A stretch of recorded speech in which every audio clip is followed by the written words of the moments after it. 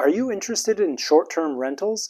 Watch this video to learn 2 quick legal tips to maximize your money and protect your equity in this business.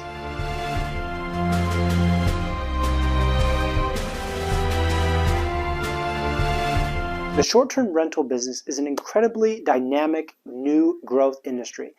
People have been hearing about this ever since Airbnb burst onto the scene along with Vrbo a few years ago. However, the history has been a lot of indecision and turmoil from lenders, investors, as well as local municipalities who quickly reacted to trying to ban Airbnb or highly restrict them. In the 5 or 7 years that Airbnb has been around, we have seen tremendous explosion in short-term rental operators who really understand this space and know how to make a lot of money from each rental.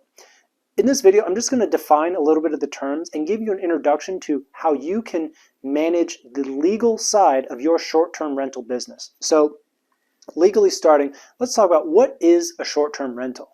And the most common definition is any type of housing that is used for stays less than 30 days. And the key difference in that is when you have a stay that's less than 30 days, it's typically not classified as a real property interest. And that's converse to, say, a long-term renter who signs a year lease. He has a leasehold interest. He has possession. He has a right to the space. And he has a real estate interest as opposed to like a license or an invitee, which is what these short-term rentals do. And that's an important distinction to understand. What are you trying to do? Are you going to go for the pure short-term rental, which may have a 2-night or a 3-night or maybe a 1-night minimum? So you have average stays of around a week or less. Or are you going for midterm? These can be like traveling nurses. This can be corporate housing.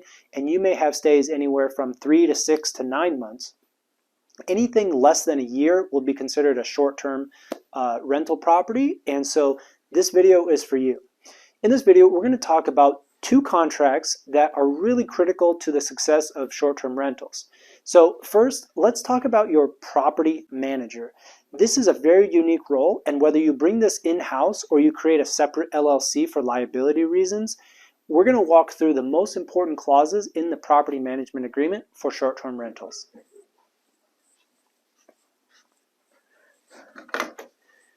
All right, let's take a look. So this is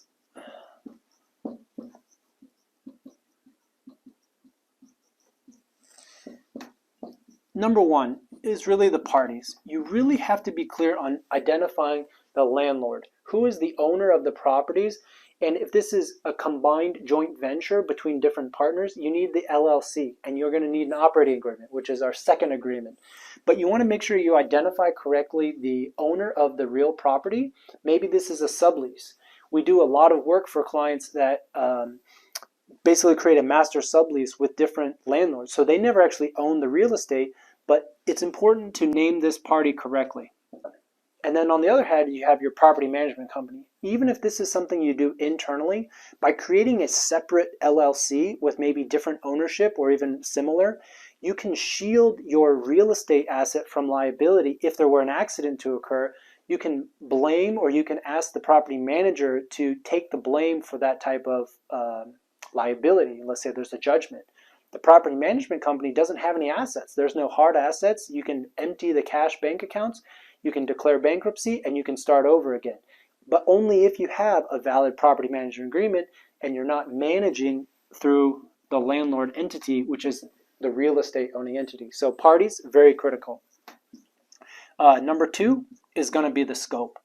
And again, this is very critical for any type of legal document, but it's particularly important for short-term rental property management agreements, because what is the manager expected to do? I'll tell you, you can't take a property management agreement that you pull off the internet because it's not going to be designed for this type of use. Most property managers manage an empty building with no furniture. They do sporadic, twice annual checkups. They're not responsible. They're not required to be responsive to the guest needs, right? These are tenants who basically fix things on their own. They take 2 or 3 days to respond to maintenance requests, and they're just generally more sluggish in terms of customer experience and tenant quality. You need the scope to be very clear about what the property manager is going to do, the timeliness of their responses. They need to be responsive to text messages. They need to be responsive to emails. They need to be responsive to phone calls. All of these things are a little bit different for the short-term rental experience because these guests are expecting a hotel. They're expecting world-class responsive. And if you want to be a passive investor, if you just want to be the owner of the property and sit back and have this third-party manager, you need to understand very clearly what the expectations are for timing, what the expectations are for visits, as well as what type of repairs or expenses that they can authorize without your approval. So finally, the last one, and this is, everybody has to get paid, fees. This is an incredibly complicated area because no longer are you looking at simple calculations where the property manager is happy to accept 6% of collected or gross rents in each month. Not anymore. These days, a lot of the managers have complex formulas that are based on profit or revenue generation metrics, and they will take usually a base plus a profit split. And how you calculate this profit split, how you calculate it as a percentage of revenue is complicated. And it's not enough just to put the words, 10% of revenue. Does that make sense? What's included in revenue? Do you have late fees? Do you include hotel occupancy surcharges as revenue? Technically, it's additional money coming in, but you as the owner are not seeing any of that towards your bottom line. A dollar for dollar of hotel occupancy fees are going to the city. Does it make sense to include the occupancy fee as part of the management fee? I don't know, but you should clarify in your agreement. So these are just kind of the top 3 areas of concern when you're drafting your property management agreement. If you are a landlord, you need to check out for this to make sure you're not being overcharged. If you're a short-term property management company, you need to think about the way to maximize the incentives for yourself, because there's nothing that sells a contract better than saying, look at our fees. We only get paid if you get paid. This is an alignment of interest. And I'm telling you, all of the landlords are going to watch this video and they're going to know and they're going to be smart and make sure to exclude a lot of this. But on the flip side, if you as a property manager have to do more work, and are you responsible for filing those fees? That goes back to the scope here. If they're responsible for filing those fees to the city, maybe you should get 10%. Maybe you should get paid something for remitting fees to the city. So all of this is open. Contact the law firm. We can discuss it and we can put forth a perfect template contract that is ideally set up for your needs. Let's move on to contract number 2. And this is going to be your operating agreement. If you watch my other video, you'll know that scale is really critically important to short-term rental business. The benefits of scale really start to come to play for short-term rentals because of the clustered nature of demand. This is not a product like housing, multifamily, or anything where there are just literally thousands of competitors. If you have a specific tourist draw, you have a location, you have an amenity, you have mountains, you have beach, you have a very small window of prime rentals. And if you can control a larger percentage of those rentals, you will be able to monopolize and increase price. So therefore, scale is really important. There are a lot of benefits here when you can scale. And that may mean that you run out of your own capital. You may run out of equity, and you may need to consider bringing partners to further your business so that you can control the market. That's where this operating agreement comes in. You may form an LLC and you guys pool your money together to buy multiple properties. So the number one thing that I think that you need to understand here is contributions. What is everybody putting in? And this is not just money.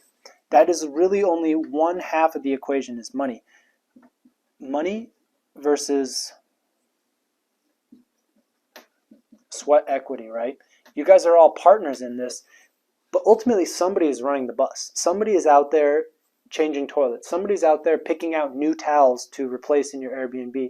Whoever that person is, are they being compensated for that? Is it just pari passu, which is I put in 50% of the money and I get 50% of the returns? Is that fair? I don't know. It's up to you. But you should understand that if you're doing a lot of the sweat, you should be compensated for it. Fees, percentage, maybe a higher return of net income. Whatever it is, you should be compensated if you're contributing more work. Number 2. Oh, that's the knocking. I thought somebody was knocking on our door, and it's just me. Number 2 is dispute resolution, okay? I can't guarantee a lot of things in life, taxes and death, but I can guarantee in an LLC partnership, you're going to have disputes. And these can start very small. They can be very minor disputes of, do we want to open a bank account at SunTrust? Do we want to open a bank account at Frost Bank? Very reasonable disagreements. You guys can talk about it. There's pros and cons. Maybe one costs more money, but it's more convenient. Whatever the dispute is, do you have a mechanism to resolve it? Because if it's not in the agreement, you can let a small disagreement fester for days and weeks and maybe months, and it can prevent action. And so you either, I recommend you either have a tiebreaker, which is maybe consulting a third party. Honestly, you can have a flip of a coin. Whatever it is, you need to have some mechanism that both parties agree to ahead of time. And this is my personal favorite. This is giving away all of my legal secrets, is 51 versus 49%. Make one partner the 51%. From a monetary point of view, it's insignificant. It's 50%. It's 1%. Even you can go 50.05 and 49.5. Really insignificant when we talk about money. But in terms of legal authority and control, this guy, the 50 greater than 50, makes the decision at the end of the day. So if he wants to go with Frost Bank, you're going with Frost Bank. You're not going with Plains Capital. And this is a good tip. Number 3, this again is really common. What's the buyout? There are differences between voluntary withdrawals. There's involuntary withdrawals. But let's just talk about a voluntary withdrawal, which is a buyout. People change. People's goals, people's needs change over time. And it's irrational or illogical to think that you and your partner's interests are going to be perfectly aligned on the same path for a long time, forever and ever. So at some point, there may be a buyout. If you've grown your business to a tremendous scale that one guy says, I have enough money now, I could sell our interests and just retire. The other partner says, I still want to grow. I want to grow. I want to work. I want to make this thing huge. Let's see how big we can go. You need to have a buyout mechanism that accurately values the fair market value of each partner's share and then allow the other partners to buy that partner out. So this is just something that we talk about. We have a lot of standard legal mechanisms. Contact the law firm. We can share those with you for a buyout, but that's it. That wraps up this video. I hope you guys found it useful for the top 2 legal documents that you need for your short-term rental business. And again, I call it a business because it takes a lot of sweat equity. This is not passive investing, but if you're willing to put in the time, you're going to be protected, and good luck. So smash that like button, hit subscribe, and we'll see you next time.